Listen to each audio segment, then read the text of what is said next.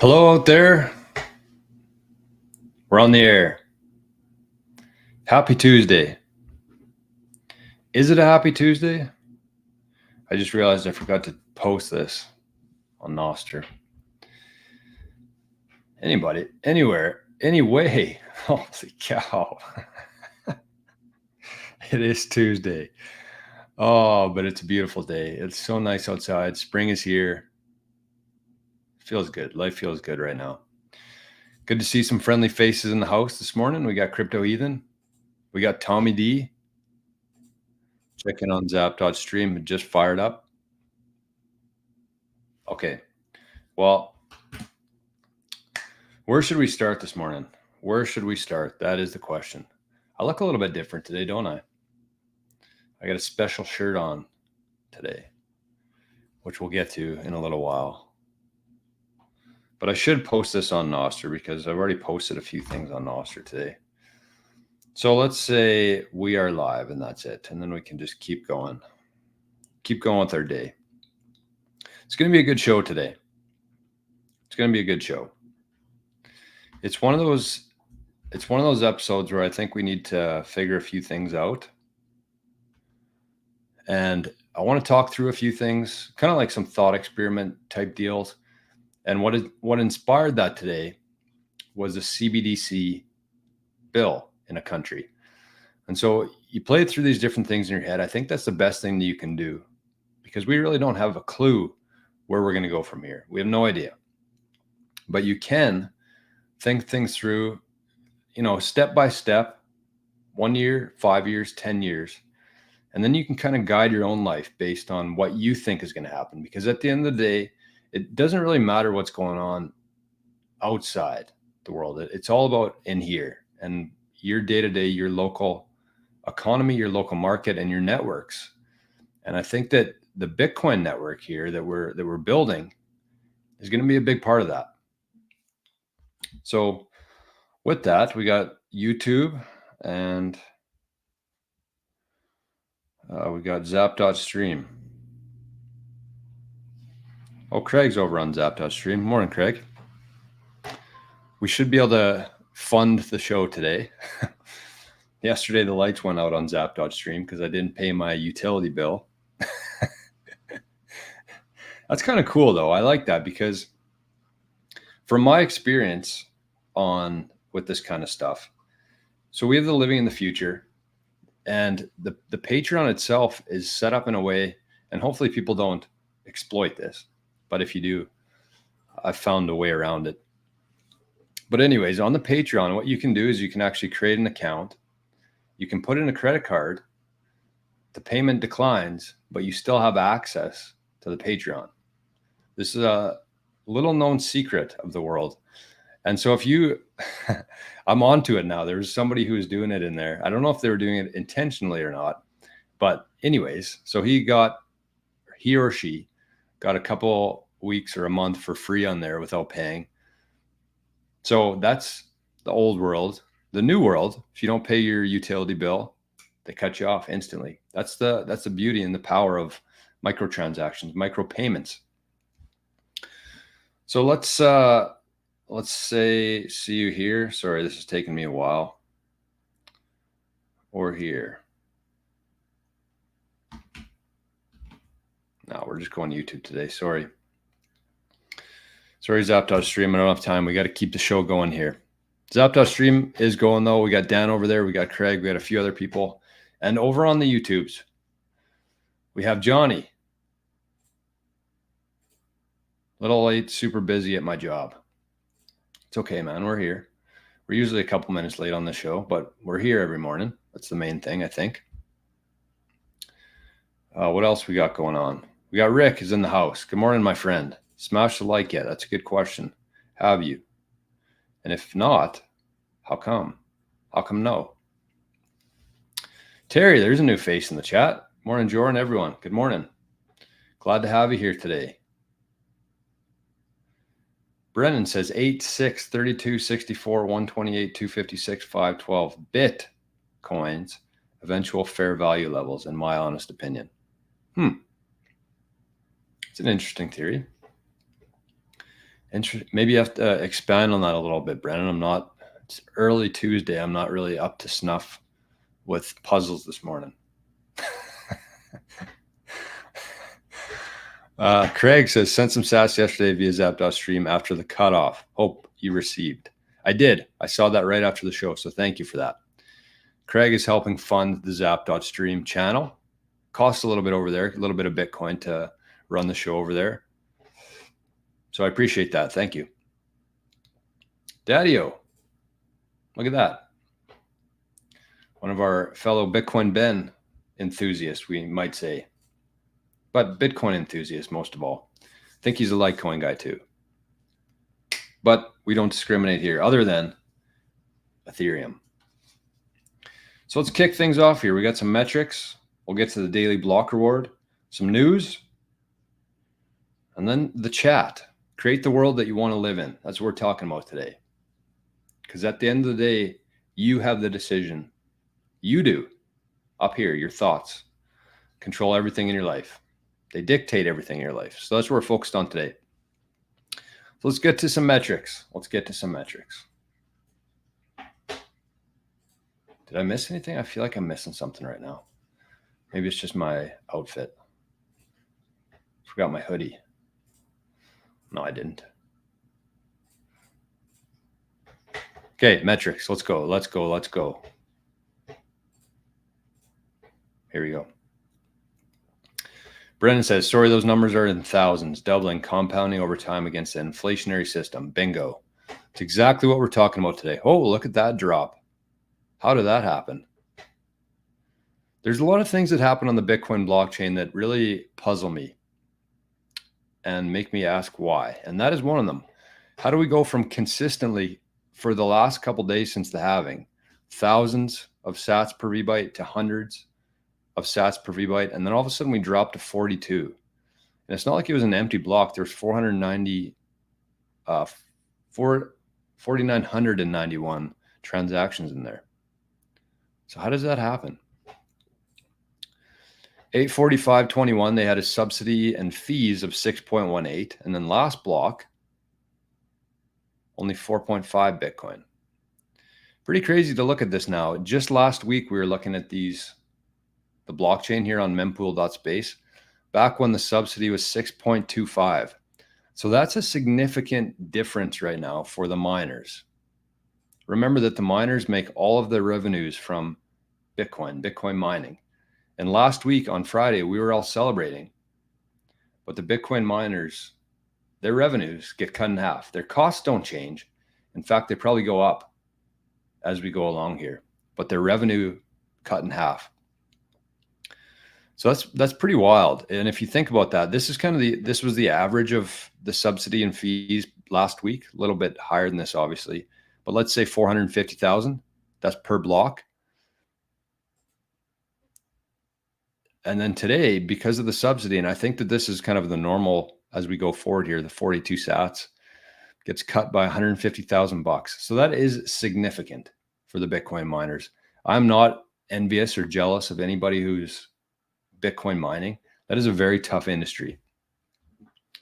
And it's why I kind of shifted I hold Bitcoin. Obviously, that's my significant holding. Otherwise, I probably wouldn't have a Bitcoin channel. But I also have some other investments. And I recently switched from Bitcoin mining stocks into the ETF and into MicroStrategy. For that reason, it's just very difficult for these miners to keep the lights on and to keep the miners running when every 4 years your revenue gets cut in half.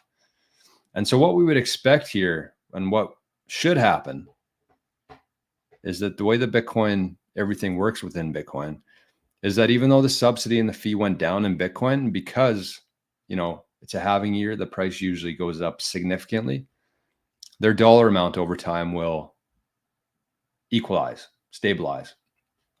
But we're not there yet. The price hasn't moved much in the last little while. The last halving, it didn't move till around September. It didn't really move much until September. So it halved in May 2020, and then it wasn't until about September 2020 where the price really started to move. But then it 10x'd. So that was before Wall Street. That was before all of these countries. That was before everything that's been happening in Bitcoin. So I do expect a fairly significant movement this summer or fall. So the fees, 250 sats, they have gone down for one block, but that's been the average for the last little while. 250 sats per VByte. Pretty high, too high. If you have a choice of moving Bitcoin or not, don't move Bitcoin right now on layer one.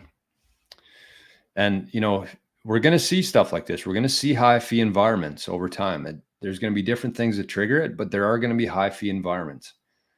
And so part of your Bitcoin plan and part of your Bitcoin strategy should be setting up for that, setting up for the times where it is a high fee environment, which includes maybe some Liquid, maybe some eCash, maybe some Lightning, Phoenix Wallet. And then when fees go down, that's when you have to take advantage of that and consolidate your UTXOs. So there's a whole lot more to Bitcoin than just buying it and holding on to it for a long time. And I mean, there has to be, otherwise I wouldn't be able to show up every morning for an hour and talk about it, right? So price today, $66,043 US. 1 year ago today, you could have got a Bitcoin for $27,583. And 4 years ago, you could have purchased one Bitcoin for $7,500. The Moscow time today, we're going to get rid of this halving thing because that's a long ways away. And I don't feel like doing the math every morning. Moscow time this morning, $1 US will get you 1,514 sats. The price today in Canada, 90,429. Like we always say, it is the deal of a lifetime.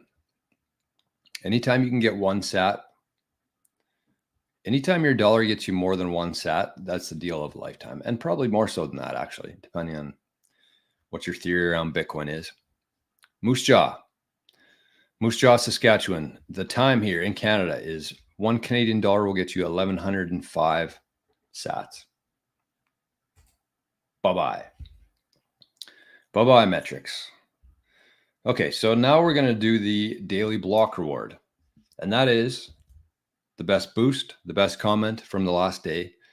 Boosts will be prioritized. I've said that before, but if you are somebody who's into Bitcoin, likes Bitcoin, is into earning Bitcoin, you definitely have to get onto the Fountain app. Every single day, turn on a podcast. It doesn't matter what it is. I mean, if you're somebody with an open mind, it's never a bad idea to just kind of go through a few different podcasts and see different perspectives than you're used to. And I've kind of started doing that. There's a whole bunch of different shows on there. And so you can earn free Bitcoin every single day on the Fountain app just by listening to podcasts. So the Bitcoin journey is on there. If that's something, you know, you want to watch it in the morning and then just turn it on to earn some free sats after. But you can also send a boost to the podcaster. So you can send 100 sats, 1,000 sats, 1,000,000 sats, and you can leave a little message on there with the sats. Actually, speaking of that, what was my idea last night that I had? Suggestion box. That's what it was. Okay, let me write that down here. We'll talk about that in a second. Where was I? Fountain. So that's what we're going to start doing. We're going to start reading the top boost or comment. If there's no boosts, we'll read a comment. And so this one is from yesterday. I was talking about gold, and I was talking about how much gold is out there. And how much gold is out there that we don't know about or they don't tell us about. And so I started hinting at the fact that most of the national parks in the world, or especially here in Canada and the US, there's much more than just wanting to attract some tourism there. A lot of it's protected. A lot of it is very good, rich, full of natural resources like gold that they just block off from everybody. So the comment yesterday, this is from Derek M. over on YouTube. And the comment was, this is a constructive one, not a real positive or a negative, but a constructive one. And the comment is that he said that there are several parks that are federal land that are not open to the public. Some are even no-fly zones. So, I mean, just growing up in Canada here, there's a bunch of provincial parks, there's a bunch of national parks. And they kind of become, I don't know, you have a much different perspective on them than I have now. I used to be like, okay, well, they're, putting all their resources together. They're hiring people. They're bringing in tourism. They're doing all these good things. But there's always more to the story. And like the comment says, there's several parks that are not open to the public, and some are even no-fly zones. So just ask yourself logically, why would there be a no-fly zone over a national park? Why? Think there's some majestic animals in there that they don't want the people to see, or maybe something else? I don't know. Not up to me to tell you, but it's up to you to think about it. Zap.stream, Crypto Heathen says, when we zap, do the sats go directly into the channels fund or an intermediate wallet? Is that on Zap.stream or on Fountain, Crypto Heathen? Because if it's Zap.stream, it goes directly into my LB wallet, which is connected to my Zap.stream account. And Fountain, I believe they take 1 or 2% of all sats that are boosted on there. Daniel says, late to the show. Good morning. Nolan went over. Nolan starts early then, hey? Must be on the East Coast. Or he's an early riser. Honestly, one of the things that has made the biggest impact, had the biggest impact on my life, is getting up earlier. I don't know why. And I've seen some people on NOSTR say that it's a cheat code to life. I really believe that. You can get a shitload of, even if you're not doing a live show, you can get a shitload of stuff done in the morning before everybody else wakes up. You get your stuff done, and then you have the rest of the day. You can free up some time maybe to hang out with family, the dog, kids, do some stuff that you like, maybe go to the driving range in the afternoon, get some sun. I don't know. I spent way too much of my life sleeping in.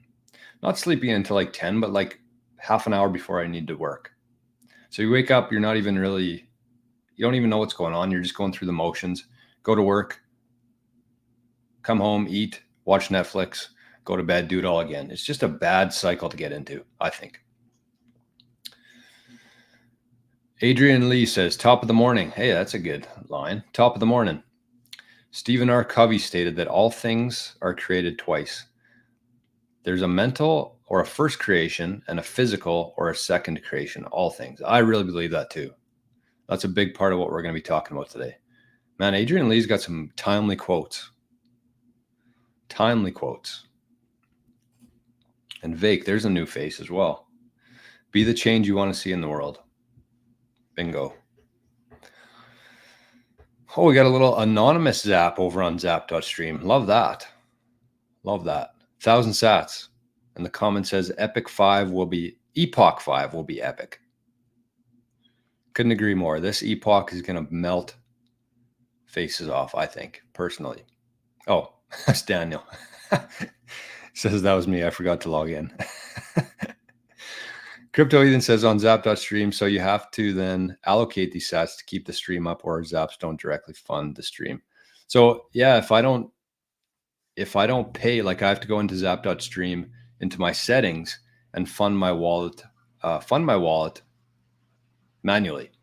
So that's what happened yesterday. I forgot to do that and it cut me off.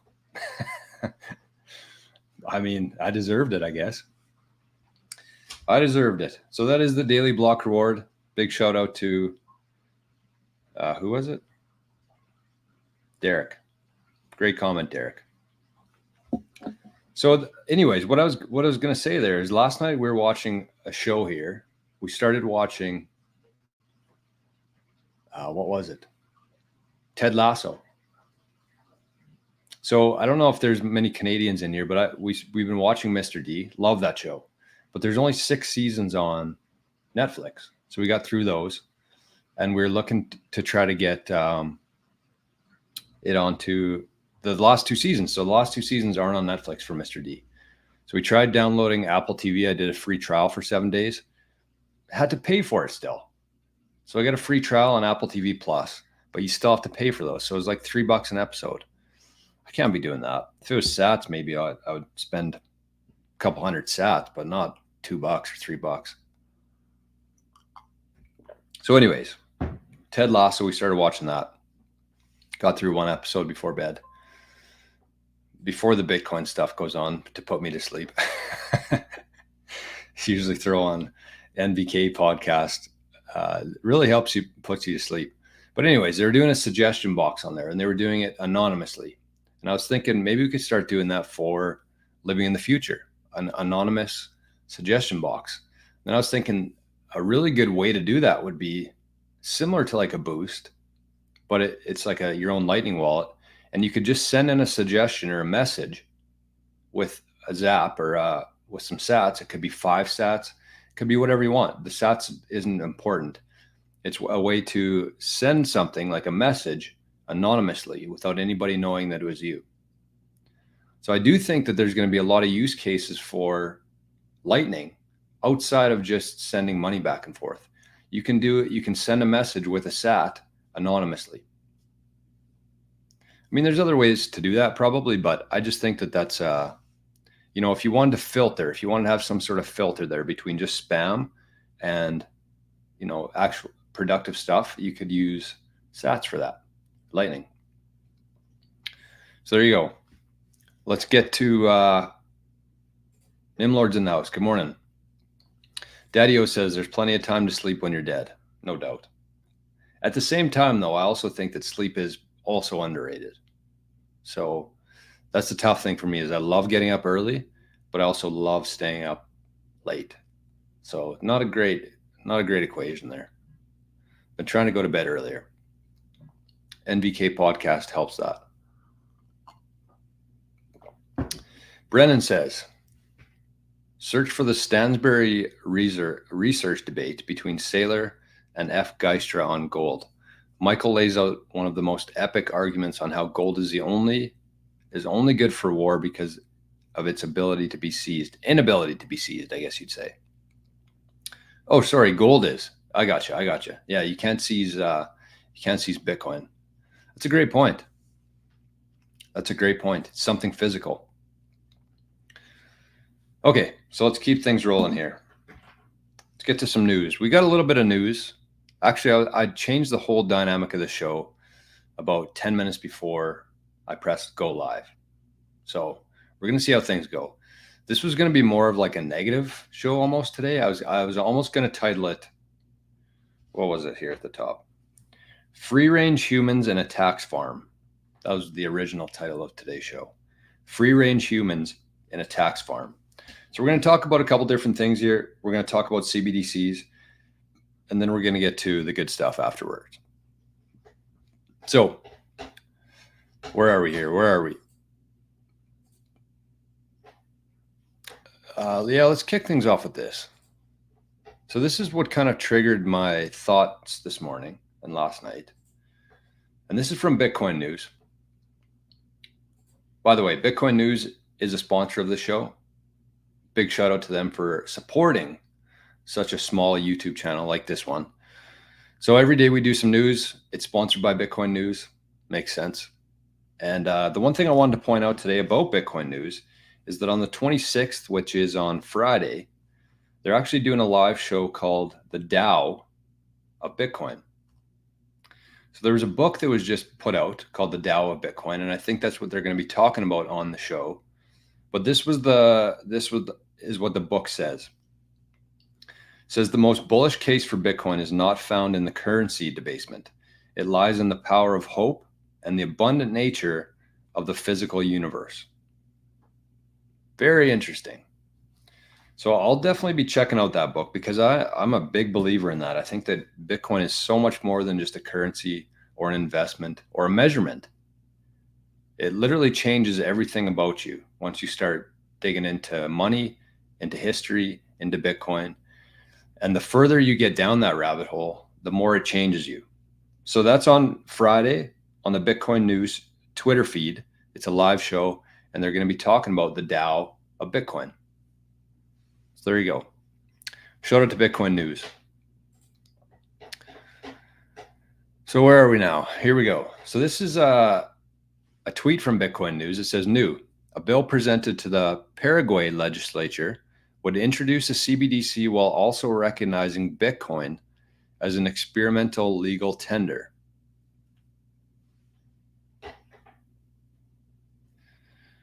So the deputy presented a bill that aims to regulate the virtual currency as well as the creation of a national digital currency and the digital assets regime. This parliamentary initiative is in addition to the prohibition of crypto mining, which is in the Senate. So what does that mean to you? What does that sound like? What's the first thing you think of when you read something like that? Because that has kind of been a common theme and debate over the last year or two in Bitcoin, is when we move into not if, we move into a Bitcoin world, a hyper Bitcoin world, what does that look like? Do countries have currency still? Do governments still have any sort of power? How do both work together? And to me, this is kind of my opinion on how I think the whole thing's going to go. Is that I think there will be CBDCs. I don't have any doubt in my mind that all the governments are going to do their best to try to nationalize their currencies and digitalize them. But if you really think about it, especially here in the North America, we pretty much already use a CBDC. If you ask the average person, if you took a survey, you asked 100 people, how often do you use cash? Probably maybe 2 out of 100 would say that they use it regularly. Maybe. It might be less than that, honestly.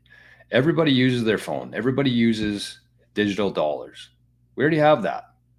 And it's funny when people say that they're turning on the printing press or they're printing more money. They're not printing more money because they don't want more cash in the economy. They're just adding zeros to their balance sheet or to their debt load. That's all they're doing. It's already digital. But this is very interesting that Paraguay is also recognizing Bitcoin as an experimental legal tender.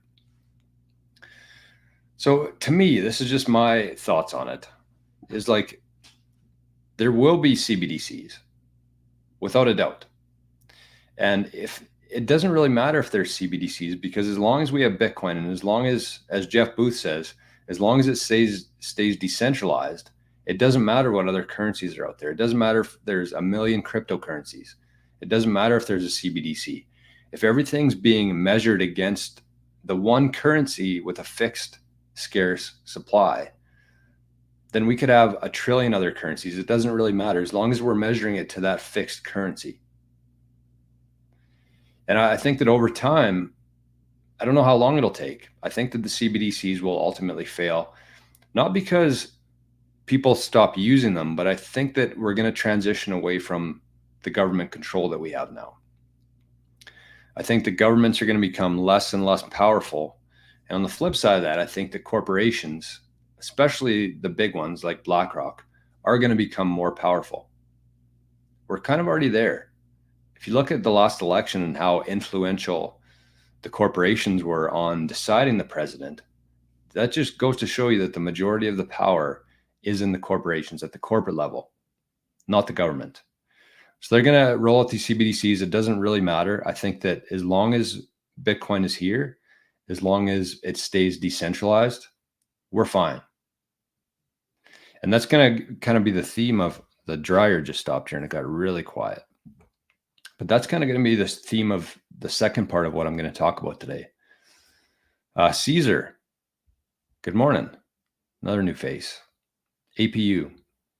What is that referring to? Was I talking about something? I don't know. Anyways, we are already on CBDCs. The worst thing that I think that could happen is if they take away cash completely. But at the same time, and this is something that, when I was talking to my hairdresser about this, I said that Bitcoin is essentially cash. It's at the top of the white paper. It says it's a peer-to-peer electronic cash, not currency, cash. And if you really think about it, it's the exact same way. If you had a Lightning wallet, a wallet of Satoshi, you didn't have to enter your name. You didn't have to enter in your phone number, your email address. Nothing is connected to you. All you do is download a wallet of Satoshi. And let's say that you went on to NOSTR. You hooked up a new NOSTR account, started earning some sats into that wallet of Satoshi. You didn't have to enter your name. You didn't have to enter your phone number. You didn't have to show a proof of identity on NOSTR. And so you could start earning these sats, Bitcoin, into your wallet. And then if you wanted to pay somebody, if I wanted to send you some of my sats from my wallet of Satoshi, none of that process has been KYC'd. I can do that without any bank knowing about it. I can do that without any government knowing about it. And I just send you the money without anybody's permission or anybody knowing about that. So that's a big problem for these governments. How could they ever control that? It would be impossible. So that's why I think that Bitcoin is essentially cash.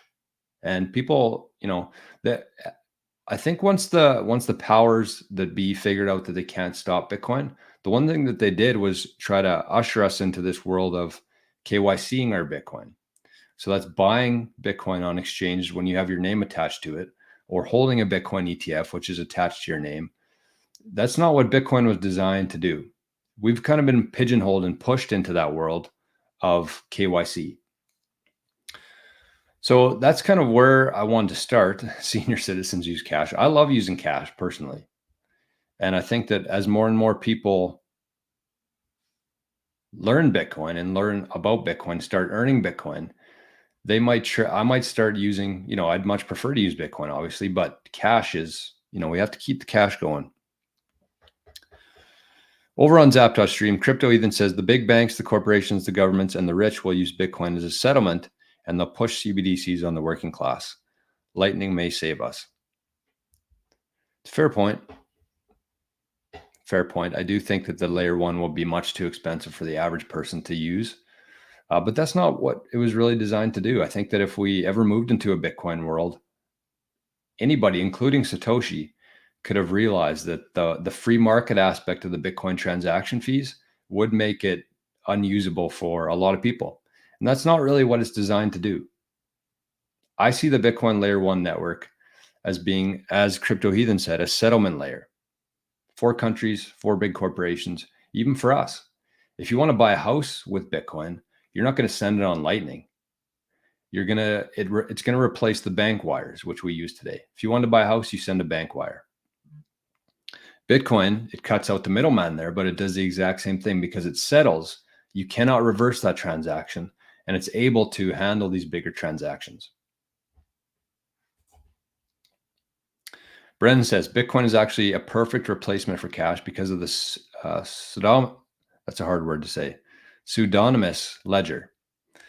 Auditability is the extent of the government's control, and that is better than paper cash for them.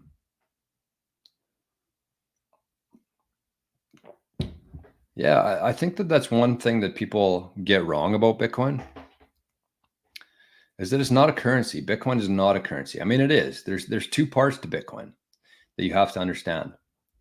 There's the network, the Bitcoin network, which is essentially just a giant, open, immutable ledger. It's what tracks all the transactions. It's all it is, just a ledger. Then there's the currency, which is Bitcoin, that runs on top of that. That's what the currency is, on top of that ledger. So, people get really lost, I think, with all the different terminologies within Bitcoin, but it's really as simple as that. It's just a giant, open, immutable ledger to keep track of things, which we never had before. Even with governments, if you think about all of your tax money every week that you pay, that goes to the government, they decide how they spend it, where to allocate it, but we have no ability to audit them. None. When was the last time that the Federal Reserve was audited? When was the last time our government was audited? I think the Pentagon in the US has failed its audit, something like 8 out of the last 10 years. So we give them all of our energy, all of our tax money. We just trust that they'll do the right thing with it, but we're not able to audit that. But with Bitcoin, it's just a ledger, so we can see all the transactions. And the small guys, the little guys like us, will be able to use Lightning, and we're going to be able to be more private with our transactions every day. Whereas the governments, you can figure out whose wallets are what. And that's what I think the next part of this is the governments and the banks that do embrace Bitcoin are going to be the ones that stick around and outlast this. And they might fade over time, but the ones who embrace Bitcoin are going to be the ones that win. And so if you think about a country like, let's use Paraguay as an example, even though they tried to ban crypto mining, whatever crypto mining is. But let's say Paraguay. So they embrace Bitcoin as a legal tender. They introduce a CBDC. They essentially embrace Bitcoin, and let's say that they make their wallet public. So they say, this is our CBDC. This is the Bitcoin that we hold. You can go and see it. You can see how we're spending our money. Do you think that people would rather hold that than the Canadian dollar, where there's zero transparency? So what happens there? Paraguay's currency actually becomes more valuable because more people are using it or holding it. I mean, eventually, you'd think that most people will just hold Bitcoin, but there is going to be a very long transition here between here and there. And so it is the countries, it's going to be the banks who do that kind of stuff, who are very transparent. They're going to be the ones that win, because somebody's going to do it. And the ones who don't do it are going to be pushed aside. Jason says, my mom has used cash the last 2 years. Hasn't or has?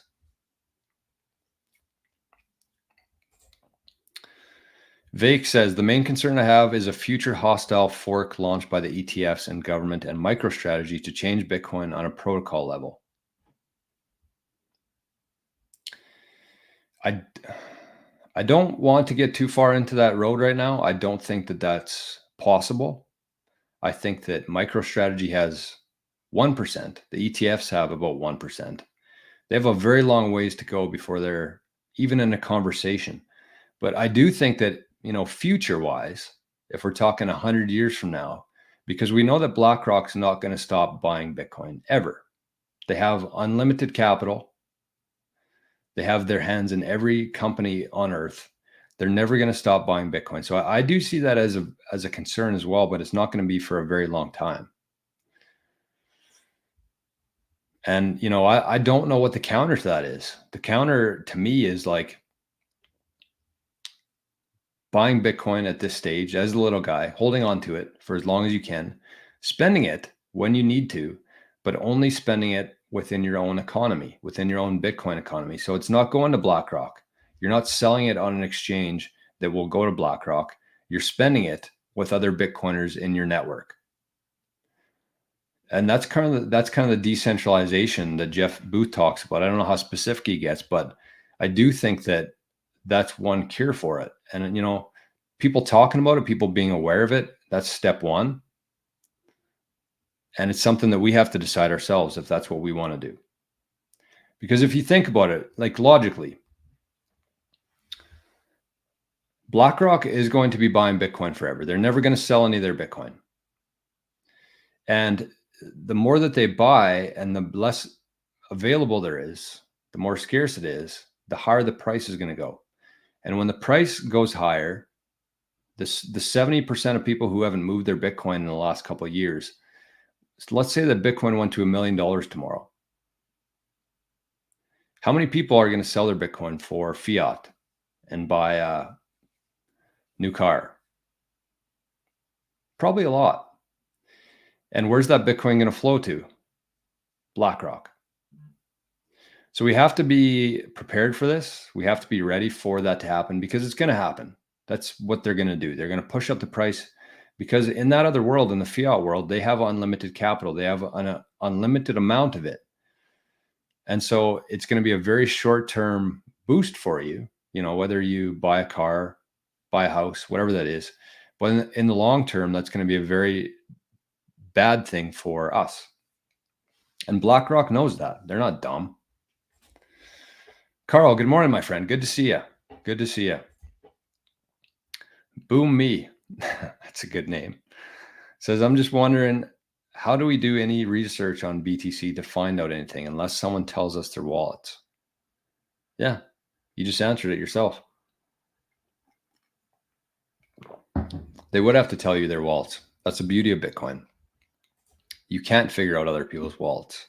I mean, there are people that have and do this kind of stuff for a living. There's crypto or Bitcoin analysis firms. I think Chainalysis is one. But for us, we wouldn't be able to just figure out where, what our government's wallet is unless they told us. And at that point, you'd think that there's just going to be such a huge shift in dynamic here in Bitcoin, because if you look at the amount of wallets that have over 1 Bitcoin, it's not that much. And there's hardly any countries that own Bitcoin right now. So let's say that countries start printing money to buy Bitcoin or taking on more debt to buy Bitcoin. Their balance starts going up. So the number of wallets actually gets smaller and smaller over time, and they just accumulate more Bitcoin. So, as this thing plays out, you're going to be able to see quite easily whose wallets are whose, but we're a long ways from that. And so that's why I'm saying, like, if there's a government like Paraguay who said, we're going to make our wallet transparent. El Salvador did this too, and they actually started receiving Bitcoin for it. So the governments are going to say, this is our wallet. You can see where our funds are going to and how much is going there at a time. And they're going to be the countries that people move to and invest in and hold their currencies in, because these CBDCs are coming without a doubt. Oh, there you go, Jason. So his mom has been using cash exclusively, keeping cash alive. Love that. Love that. Craig over in Zap.stream says, could be worth doing a deep dive on using Bitcoin across layer 2 Lightning Liquid for cost, privacy, and UTXO's consolidation best practices. Also think atomic swaps are incredibly useful, like bolts and side swap, and maybe subjects members want to learn about. Yes, definitely. That's going to be such a huge part of navigating this whole thing, is learning how to, not just buying Bitcoin and holding on to it, but if you actually plan on doing things properly and not getting burned in the future, there are so many different elements to this thing. So definitely, we got a daily show. So I think that kind of stuff I would rather do in the living in the future or the other tiers. I don't know. Just because it's more private that way. It's more effective, I think. Okay. So let's, what else do we got here? One more piece of news that I wanted to talk about, and then we're going to watch 2 videos here, 2 short ones. But the other piece of news that I saw was that the New York Stock Exchange, they're testing around the clock trading. Officially, New York Stock Exchange is testing around the clock trading. And if you've been watching the daily Bitcoin journey, we predicted this a while ago. Like, Bitcoin right now runs 24/7, 365. And so on Fridays, the stock exchange shuts down and the price of Bitcoin keeps going up, keeps going down. And there's going to be a time where it either crashes and Wall Street is unable to buy it, or it shoots up and Wall Street is unable to sell some of theirs to realize some profits. And that's when they're going to say, okay, that's enough. Because whenever Wall Street's losing or not winning, they change the rules. So I said there's absolutely no doubt that the stock exchange is going to become a 365 trading, just like Bitcoin. They're not going to change Bitcoin to be Monday to Friday, 9 to 5, because they can't. So they're going to change the rules, and they're going to start their stock exchange to be 24/7, 365 as well. And if you've been paying attention to guys like Larry Fink, who basically control the world in a roundabout way, he said that everything's going to be tokenized. And it could be. That's the thing. There could be stocks that are tokenized. There could be CBDCs that are tokenized. But as long as Bitcoin is there and as long as Bitcoin is decentralized, none of that matters. They cannot change that, because you have to have a fixed peg. And that's what Bitcoin is. That's what gold was for a lot of years, but it's not anymore. Bitcoin is that. And gold did a kind of a shitty job at that as well. Mostly because we have no idea how much gold is out there. And if we need more gold, we can certainly get more gold. Bren says, if you sell just to buy that car, you will have sustained a loss and you will feel it. Your Bitcoin will be gone. That's one thing I was going to do. And I think that I might do that later in the week, is talk about selling your car for Bitcoin. or if you would have sold your car a couple years ago and bought Bitcoin, what does that look like? I think cars are really overrated personally. And I need a car bad and a vehicle here. But I think the biggest waste of money you can spend, very fiat world, is getting a new truck or a new vehicle. Horrible financial advice. Okay, so here's what we're going to do. We're going to watch a video here, short one. Sorry, I'm getting a little bit behind here on the comments, but that's okay. Why stay in a country that isn't transparent? Exactly. Exactly. So that's not what we want. Let's stop sharing that. Let's go to watch this video here. We're going to start with this one. We got a really short one. Like I said, this was what I was going to title the show today.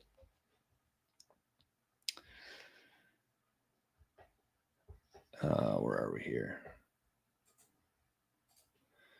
Okay, so this is 30 seconds long. And it talks about how much has changed in the last 150 years in terms of our governments and our taxes and everything. So the title of today's show was supposed to be called Free Range Humans in a Tax Farm. And so let's watch this and see what she's talking about here. 150 years ago, you didn't have to ask permission from the government to go fishing, own a property, build on your property, renovate your home, use a transportation vehicle, start a business, get married, own a weapon, hunt, cut hair, sell a product, protest, grow your own food, sell that food that you grew on your own property, or even just set up a lemonade stand. And now you virtually can't do anything without asking for the government's permission first. So if you still think you're free, you're deluding yourself. Hate to break it to you, but you're a free-range human in a tax farm. 150 years ago, you didn't have to ask permission from the government.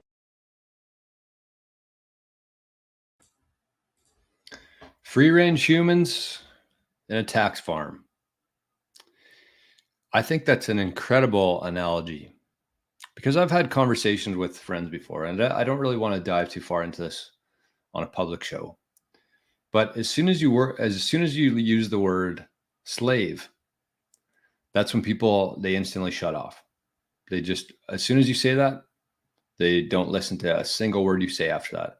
And that's because we've had such a negative connotation around the word slave and how we've been taught history through the years.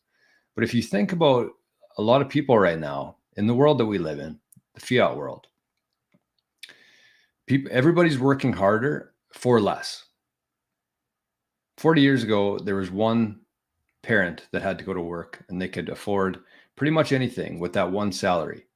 Now you got two parents working. The kids go off to public school where they learn about all this woke bullshit while the parents are working their asses off. And a lot of people I know work all day, every day, just to get by. So what would you call that? Well, this one is a free-range human in a tax farm. I like that one because it perfectly sums it up. You know, we have this, like I said, a very negative connotation around the word slave. You think of slave and it's like somebody out there with a whip and you're chained up. That's not what actually happened, for one. But if you think about people who are just working to survive, and you say, well, they're not being forced to work. Well, our government, if you look at the debt clock that we have, when you're born into the world right now, you have about $220,000 worth of debt on your back. The day you come out, your first breath, you got $220,000 worth of debt attached to you. And then you go off, you go through school, you learn how to be a good employee, a good society member. You go to school even further, you take on more debt. You're promised a really good job at the end of it. Then you finish school, you have $100,000 worth more debt on top of that. You don't have a job. You're working at Starbucks. And what do? You got to pay for rent. You got to pay for your food. You got to pay for a few other things along the way. What are you supposed to do? not work. And I'm not saying that we shouldn't work. That's the exact opposite of what I'm saying here. I'm saying our work, our labor, and our energy should not be allocated to where it's being allocated right now. We should be way more abundant than we are today. Way more. We were. I mean, that video 150 years ago, you didn't have to ask permission. Let's watch it again after talking about that. These are all the things that they brought into the world in the last 150 years. 150 years ago, you didn't have to ask permission from the government to go fishing, own a property, build on your property, renovate your home, use a transportation vehicle, start a business, get married, own a weapon, hunt, cut hair, sell a product, protest, grow your own food, sell that food that you grew on your own property, or even just set up a lemonade stand. And now you virtually can't do anything without asking for the government's permission first. So if you still think you're free, you're deluding yourself. Hate to break it to you, but you're a free-range human in a tax farm. 150 years ago. It's crazy. It's crazy what's happened, and it's crazy that most people are just okay with it. And it's mostly because we've never known anything differently. The old fish born into water is it's a perfect analogy for that. Most people don't know any differently because we've never lived in a world where that wasn't around. So what I'm getting at here, and I think that, hopefully that people can understand what I'm saying here. But this is the other part of it, because we do have a choice now. We didn't have a choice. In a world before Bitcoin, we didn't have a choice, and we were in a lot of trouble, I think, because if you go down the CBDC rabbit hole and you say, okay, well, that was their plan all along to introduce this digital dollar. They knew that this fiat dollar would die. They knew that the whole system would have to be reset, and they would usher us into this central bank digital currency. By that time, everybody would be on their smartphones. Everybody would have everything attached to that. And that's basically everything that's kept in all those things they just listed. How they can enforce those, their threat. If you don't pay your tax, if you don't do this, if you don't do that, we're going to shut down your bank account. And if you don't have a bank account, you're in a lot of trouble. In a society like this, you're in a lot of trouble. You can't get a mortgage, you can't get a car, you can't get anything without a bank account. You can't start a business without a bank account. But with Bitcoin, they can't do that to you. They can't freeze your Bitcoin. They can't. They can come to your house, they can knock on your door and say, hey, we saw that you bought this Bitcoin back in 2024, hand it over. And if you do it properly, if you're ready for that, if you prepare for that, there's nothing that they can do. They would actually have to go inside of your brain, get 12 words, extract those 12 words, get your Bitcoin and send it to themselves. And there's no way that happens today anyways. So yes, if we continue down this road and CBDCs were introduced and you said something wrong, or if I posted this video online and the CBDC owners, the government didn't like that, they could freeze my account. And in a world without cash, I would be in a lot of trouble. And that's what they wanted to do. They wanted to get rid of cash. They wanted to go 100% digital, and they would have full control of every aspect of your life, even more than they've already got right now. But with Bitcoin, they can't do that. So they can introduce all these different things that they want. It's not going to have the same impact as it did when they could freeze your bank account and essentially ruin your life with that. They can't do that anymore. So this next part here, which I'm going to be talking about, is, there's some action over in Zap.stream. Love to see that. We got, wish I could, I'll have to refresh this so I can see NPubs.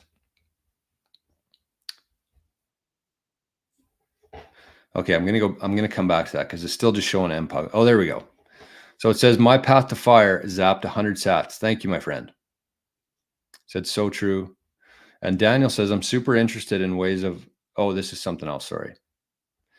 My path to fire says make people a slave and they don't even realize it. I was telling somebody yesterday that there wasn't passports 100 years ago. They couldn't believe it. That's what I mean. We're fish born in water, and they were going to usher us into this very dark, dangerous, controlled world until Bitcoin.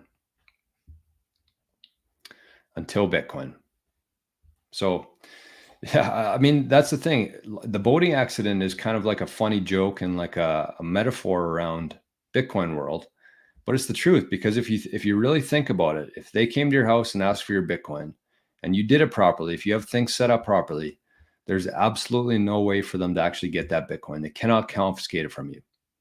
And when they can't freeze it, when they can't confiscate it, that takes away a lot of their control. A lot of it. That's been their threat for the 150 years. If you don't follow these rules, we're going to shut you down. So there are more things to worry about here. There's a lot to navigate and plan out with this whole thing. And we're still thankfully in the early stages of this. And people who are here now are going to have the ability to do that. Not everybody will. Not everybody will. So Craig over in Zap.stream says, think this graphic showing who owns Bitcoin is interesting. Summary of it, 70. Okay, so this is cool. Let's take a quick look at this. Show's going to run a little bit long today, but that's okay. We don't mind. Let's take a look at this. So the cool thing about Zap.stream is that Craig shared a link in here, which you can't do on YouTube. So he shared a link. This is what he shared. This is the graphic that he shared. And he said that the summary of this is that individuals own 77% of Bitcoin. 77%. BlackRock owns about 1%. So over time, that could change. That could shift. All of this will change. All of these boxes will look different in 20 years from now. And it's kind of up to us what we do with that. It's not up to anybody else anymore, because we have the power right now. We have the influence right now. We have the Bitcoin right now. So it really depends on, what's your definition of wealth.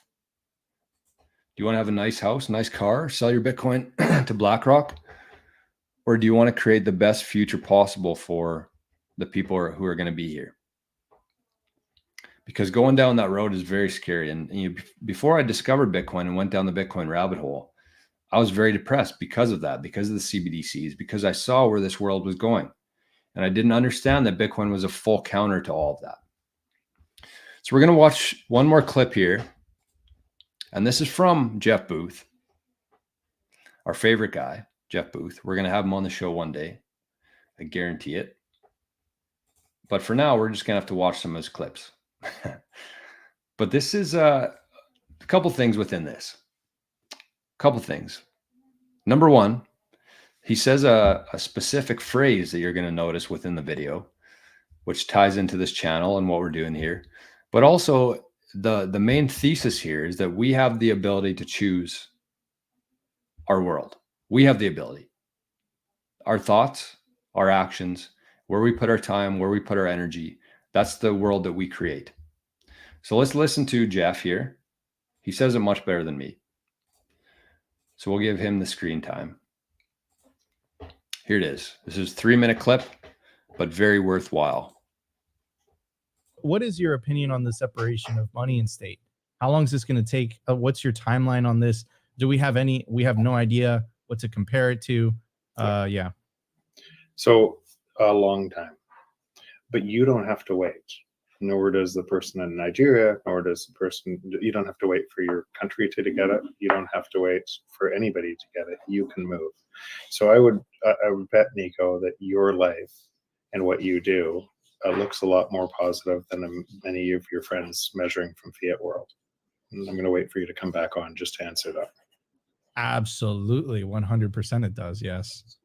So you're not waiting. You're already living in the future, and it's getting better and better for you.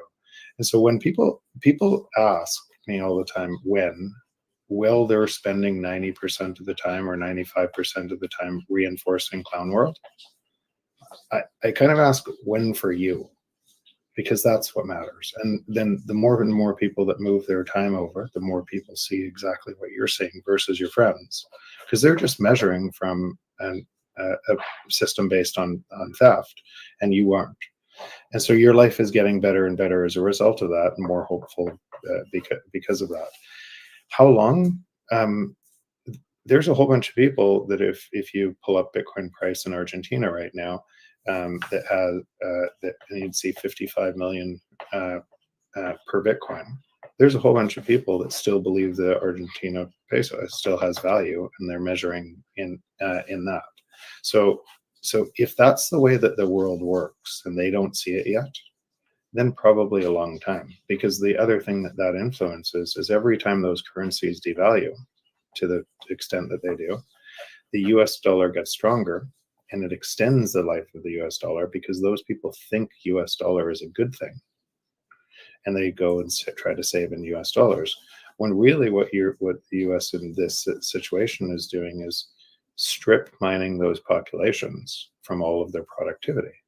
And so if they don't see it yet, and they haven't moved to Bitcoin, even though anyone in that population could, then I suspect this is going to take a long time. But it doesn't have to. Like, the speed is driven by us. The speed is driven by how much of our time we move into the new system and teach others. So things like your show and all of the incredible people that are trying to spread this around the world so other people are seeing it, we're all connected through that.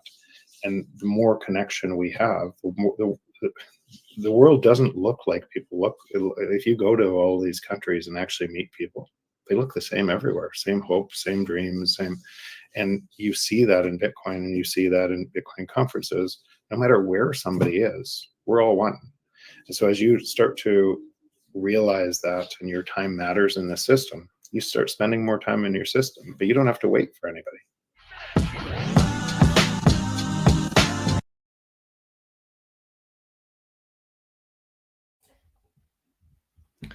Pretty powerful words there.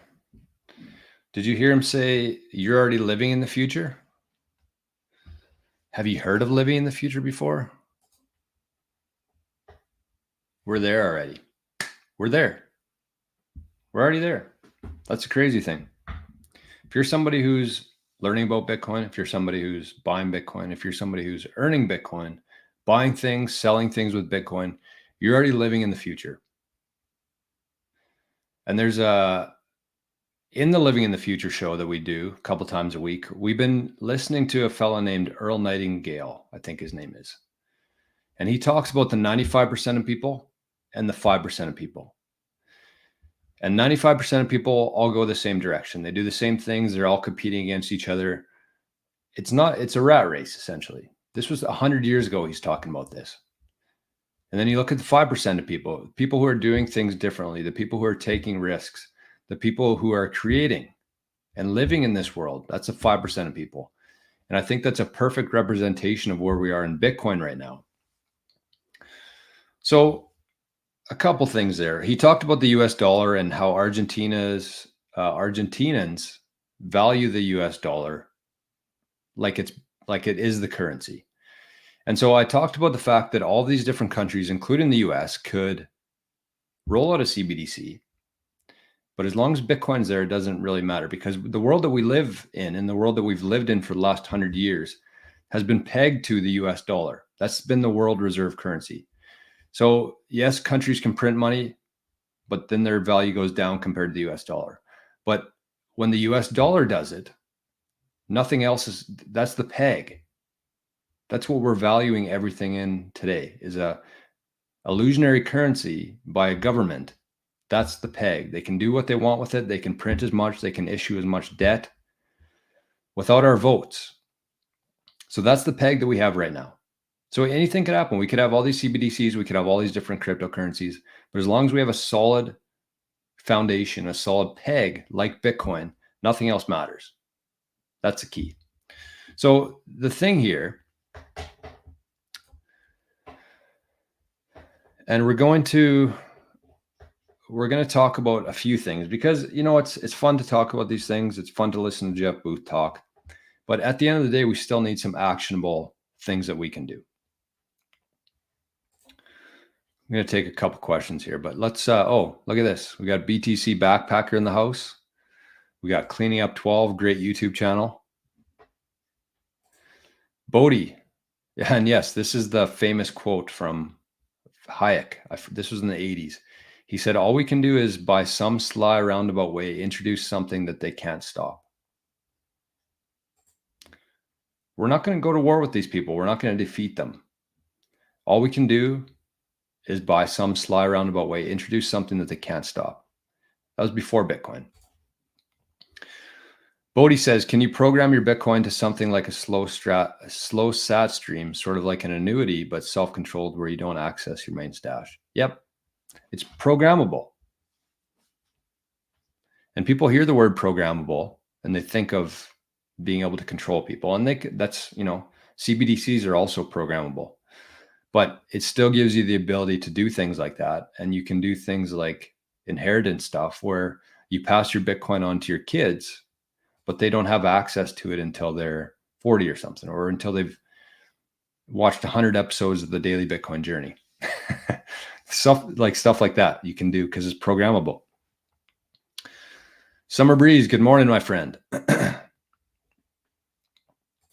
Bodhi says, smash the like. That would be much appreciated. And we got Satoshi Nakamoto in the house. Look at that. Okay, and I must have missed a comment here, but Satoshi Nakamoto says, someone mentioned Jones Plantation. You already know. Best movie ever that will never be played on mainstream media. Interesting. I've never heard of that. Let me write that one down. Jones Plantation. I'll go back to the original comment here too. Because we're live and we can do whatever the hell we want to. What did I miss? I think the problem is a lot of these faces look the same. A couple gray ones. Where is it? Oh, right here. Adrian Lee. Our guy says the Jones Plantation, great movie. We all live on the Jones Plantation. Interesting. So it's probably the same thesis that she's talking about in that short clip then, by the sounds of it. Smash like and subscribe. Wow, the Daily Bitcoin Journey is hitting some new all-time highs here. We got Satoshi in the channel and subscribe to the show. Never heard of this channel. This is amazing. Glad to have you here, my friend. Glad to have you. So here's what we can do. I got a couple things.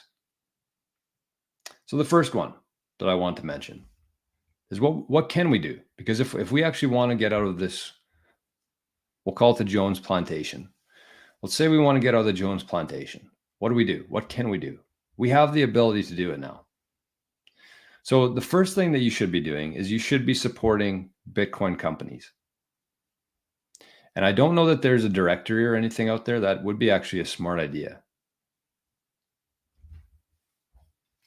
There are apps like that, I think, that already do that kind of stuff, but it would be nice just within like our NOSTR, within this community, if we had some sort of business directory that accepts Bitcoin. I think that'd be a good place to start. So anyways, support Bitcoin companies. And that's why I wore the shirt today. 21 million shirt. I always wear my hoodie and my Navy hat, but I wanted to show this one off today. Look like a dummy there, but that's okay. It's a great shirt I got in the mail yesterday. It's from our buddy Eric from Juxtapose. He sells some really good Bitcoin merchandise. King Golf is going to be teaming up with him for a few different shirts. So I wanted to give a shout out to Eric for this awesome shirt, 21 million with a little ghost. I bought it actually live on the show a couple weeks ago, paying with Lightning. So you have to support Bitcoin companies, because what we want to do here is we have the Bitcoin now. We don't want to sell it for fiat, which will eventually flow to BlackRock. We want to be buying and selling things with Bitcoin. So then whoever we're buying from, they're getting the Bitcoin. BlackRock's not getting the Bitcoin. So support Bitcoin companies. There's a sponsor of the show called Grey Ridge Coffee. They're a local company from Manitoba here. They roast their own beans here in Manitoba. The coffee is amazing. Drink it every day. They're a sponsor of the show. Both of these links, actually, there's a little discount code in the description. Everything you ever need to know about the show, you can find in the description below. But it's called Juxtapose. That's where this shirt is from.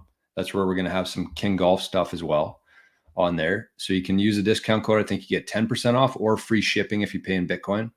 And then with Grey Ridge, you actually get 25% off their coffee. And it's made here in Canada, roasted here in Manitoba. And he's a Bitcoiner. He accepts Bitcoin on the site. And he's been very helpful in my journey to get here. And we're actually teaming up on something pretty special this summer, which we're going to hear more about someday. So there's the two. Support Bitcoin companies. There's a ton out there.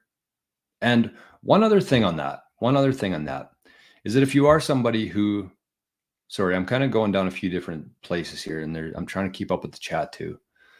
But morning, Danny. Keep it real. We're trying here. We're trying.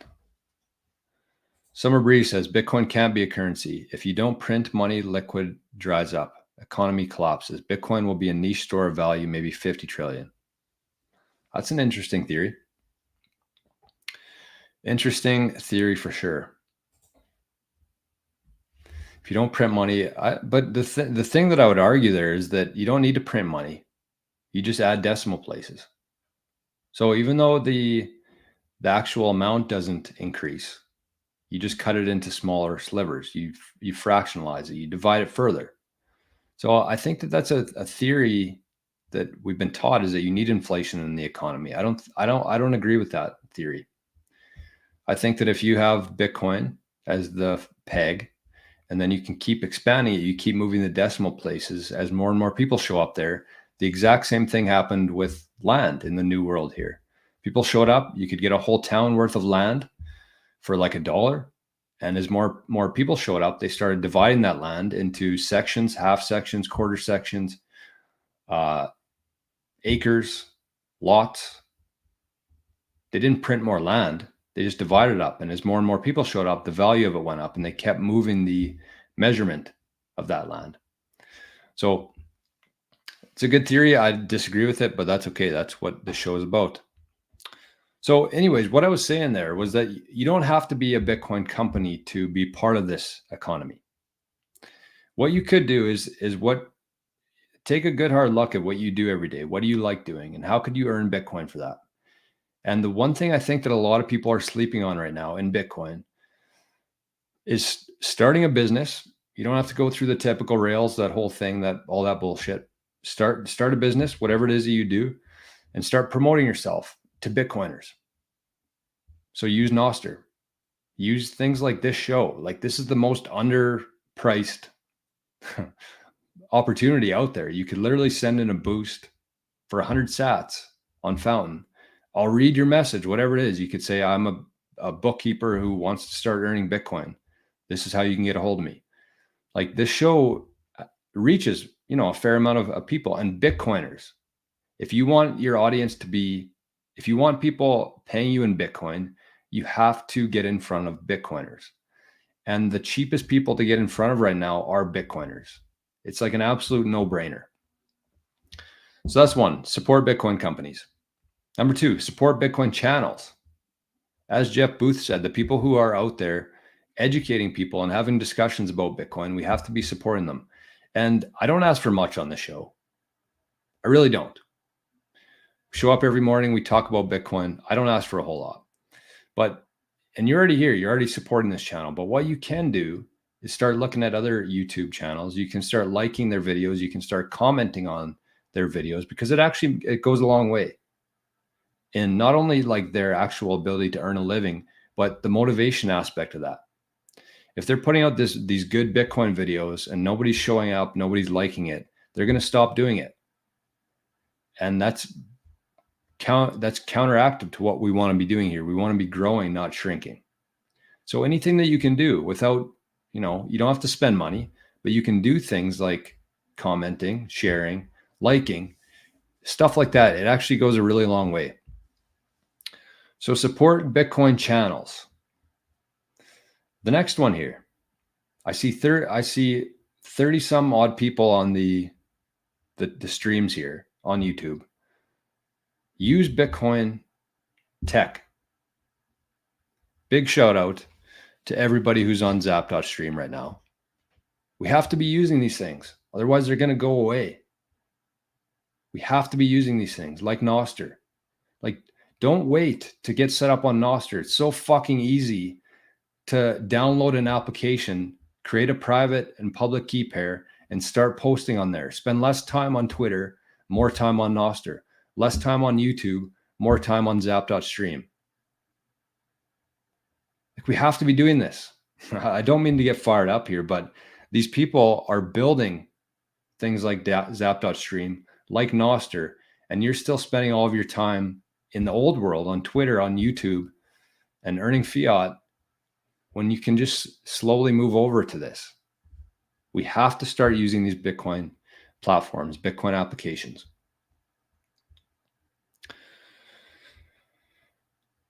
Next one here. Ask businesses if you can pay in Bitcoin. Very simple to do. And a good way to do this is, you go to a restaurant in your town. You don't have to ask to pay in Bitcoin, but just ask the waitress, can I tip you in Bitcoin? And still give her a tip in cash. Like, that's why I carry around cash, and I have Bitcoin on a Phoenix or a wallet of Satoshi. And then they say, I don't know what Bitcoin is. I've heard of it. I have none of it. They download an app. You send them Bitcoin. You give them a tip. All of a sudden, you've created a new Bitcoiner. They're going to go home. They're going to tell some friends that they have Bitcoin. They're going to start paying a little more attention to Bitcoin. Every month, they're going to open up their wallet of Satoshi and see what their Bitcoin's worth now. That's how you create new Bitcoiners. And the last one here, the last one. Ballsy Golf over in Zap.stream. Actually, I'm going to give Craig a zap for that, for sharing that resource on there.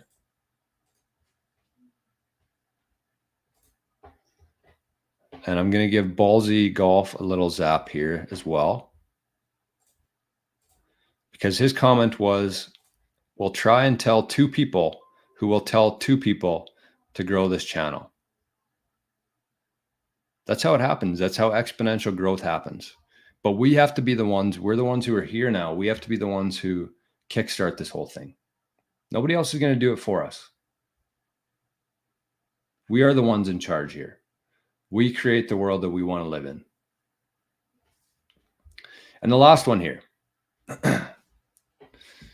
Bodhi says, if you're a business owner, 80% of the people who want to do business with you don't know about it yet. That's a great quote. And if you were, Bodhi, if you were on Zap.stream, I think you are sometimes, but if you were, I would zap you for that. What did Satoshi Nakamoto say? Yeah, the only part with your Bitcoin, if you don't know, it's the superior asset. Agreed. Okay, so this is what the last thing I want to say here. So we talked about the Bitcoin companies. We got Juxtapost here. They got great Bitcoin gear. Love this shirt. This is going to be my most worn t-shirt for sure. 21 million. And you're like a walking billboard. People see 21 million. They might ask you about it. Or they might just think about it next time they hear 21 million. They think, oh yeah, I saw some bozo wearing a 21 million shirt with a ghost on it. We got Grey Ridge Coffee, the best coffee out there. 25% off using the code. I think it's KING in the description. But support these people. Support them if you can. And the last business I wanted to talk about here, actually, I'll talk about this first. But you have to create a plan. You have to create a strategy for yourself, because it's going to look different for everybody. And I'm not asking you to leave your job today, call your boss and say, I just watched this video of Jeff Booth talking about spending too much time in the fiat world. I'm out. I quit. You don't need to do that. Just start slowly every day moving into this new system, but you have to have a plan.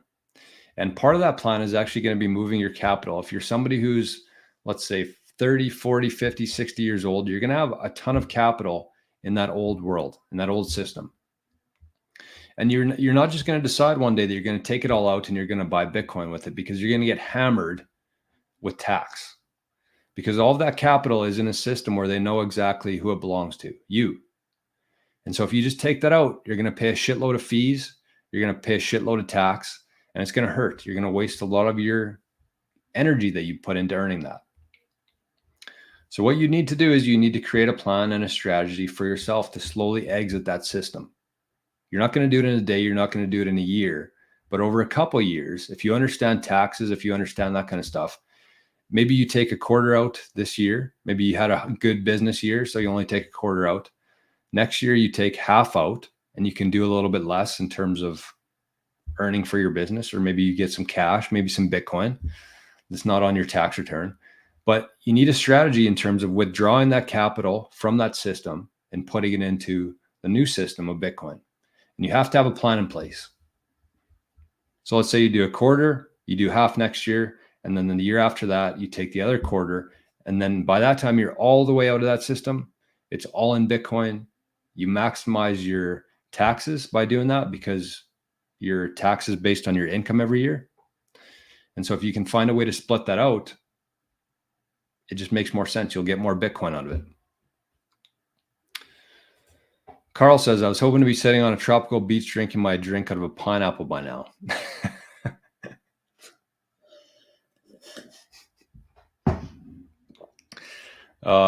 That's good stuff. Well, stick around for a while, start earning some Bitcoin, start building your life in a way to do that, and it won't be very long. Letha says, I like the Bitcoin shirt that says, did you just assume my tender? I haven't seen that one. Okay, so let's round things out. Big shout out to Daniel for the Zap over on Zap.stream, 1,000 sats. And a shout out to My Path to Fire for 100 sats over on Zap.stream. I very much appreciate everybody for being over there and for the people who are zapping. The goal today was for some good karma today. So those two will have some great karma today. Okay, so let's round this out. The one thing I want to say with that is that because most people, even Bitcoiners, most people are pretty unfamiliar with how taxes work, how financial planning works.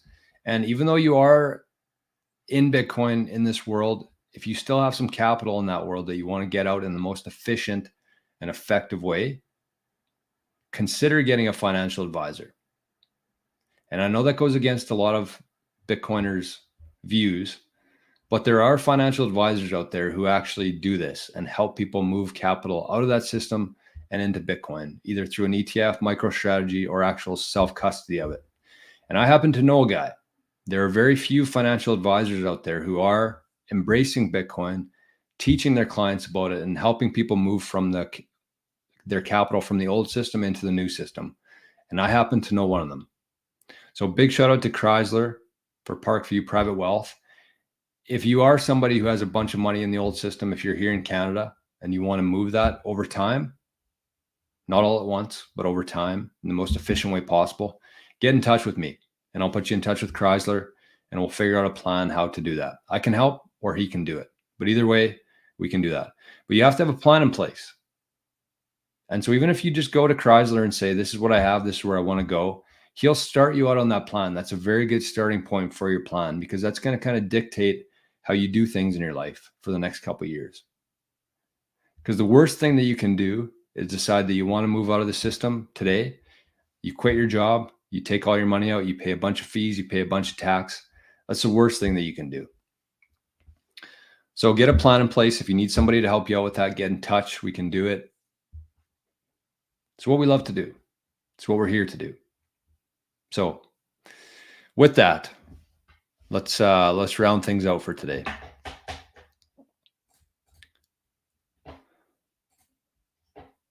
There we go. Somebody also sent 420 sats, and I don't know how that's happening on here. It doesn't show up in the comments, so maybe they do it anonymously, but there's also a zap for 420 sats over on Zap.stream. So shout out to you, whoever you are who did that. Great numbers, great zap. So Dan says, another Dan in our life. Hello there, everyone from sunny England. I've been cramming Bitcoin knowledge into my brain on my drives to work for the last little while, determined to learn all I can and improve my future. So here's what I would say to that. And I do think that this is the perfect way to close this. Letha says that was her. It always happens. Do you know why? I don't know why. But I love that, Letha. 420 sats. Thank you. I don't know why that happens. I don't know how to fix it. Maybe if Kieran's here or the grinder is here, maybe they can troubleshoot that. Maybe I'll reach out to them and see how we can fix that. But Letha, now that I know that you are the 420 zapper, I'll give you a thank you for sure every time I see that in there. It doesn't show up on my screen though either. I have to go into my LB wallet to see it. Okay, where was I here? Long show today. This might be a record show, but that's okay. I feel like this was a very important conversation today. So this is what Dan says. I've been cramming Bitcoin knowledge into my brain on my drives to work for the last little while, determined to learn all I can and improve my future. So this is the last thing that I want to say today. And this is, I've given 5 actionable items here. The last one I want you to consider is joining the Living in the Future tier. You can click it in the description below. You can access all the videos we've done, all the ideas, all the discussions. The idea there is that we're becoming better Bitcoiners. We're building businesses in Bitcoin and earning sats every month. We've already built one. We got one venture underway that's earning sats. And of course, the network. If you want to be buying and selling and learning from each other, network is a big part of that. So Jeff Booth says, you're living in the future. This is an actual way to live in the future where 1 sat equals $1. We're planning for that. We're strategizing. We're building systems and businesses to prepare for that. But one thing that we've been talking about in there is, like I said, Earl Nightingale. And he says that, you know, one of his things was that every single day for 5 years, he talks in 5-year plans. And I prefer to talk in 4-year plans because that aligns with the halving cycle, the epochs. So in 4 years, he said for 1 hour a day, if you committed to that, to learning, it would be, you would amaze yourself of how much you would be ahead after 4 or 5 years, but I'll say 4. So with that, and if you think about how much you've been putting into Bitcoin, how much time, how much energy you've been spending learning about Bitcoin for more than 1 hour a day, think about after 4 years, how much that's going to pay off. I think that most people in this chat and who are listening to this later are significantly underestimating how much knowledge and how useful that's going to be in the future and how much leverage that's going to create for them. Even though it hasn't happened yet, if you're somebody who's putting in the time to learn this stuff and different aspects of it and build a business for 1 or 2 hours a day, you're going to be very well positioned in the next 4 years. And that's what we're focused on, 4 years at a time. One day doing things right, 1 hour, 1 day at a time. But over the, if you set your direction for 4 years, you're going to get to where you want to go. So you can literally create the world that you want to live in. Just take some time, some proof of work. So with that, back's getting sore, longest show ever. I appreciate everybody very much for being here today. I hope you have an amazing Tuesday. Thank you for showing up. Lots of new faces in here. And this channel has been growing at a very good pace. So I appreciate that very much, everybody. So have a great day. Hopefully it's as beautiful there as it is here today. And we'll see you right back here first thing tomorrow morning. Bye-bye.